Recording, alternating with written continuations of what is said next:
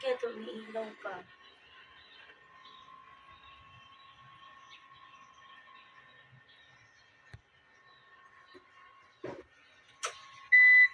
Bunutin ko yan.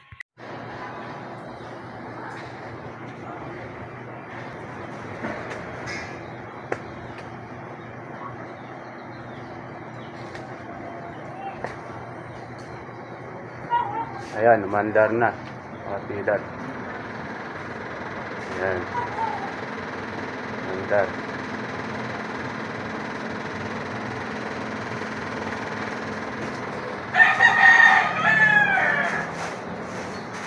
Umandar.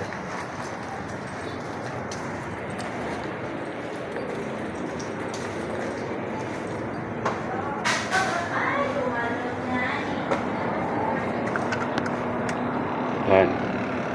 Mandar na rin compressor. Ayan.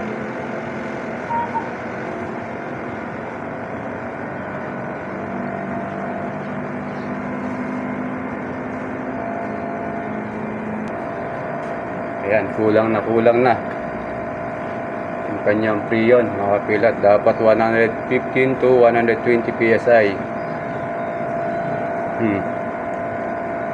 Ayan, isa yan sa dahilan, mga kapilat, kung bakit namamatay si condenser fan tapos yung kanyang compressor. Dahil dito kulang ang kanyang preyon. Kaya wag po kayo magtataka kung bakit namamatay si condenser fan tapos si compressor. Yan yung dahilan, dahil kulang sa preyon. Yan, karga na natin siya, mga pilat. Ayan na po siya, mga pilat. Nakarga na natin siya ng preyon. Hindi ko na po pinakita sa inyo kung paano po magkarga, dahil ang hirap po kasi gumalaw kapag ako pa yung nagbibideo, mga pilat. Ayan,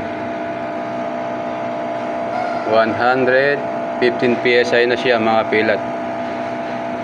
Ayan.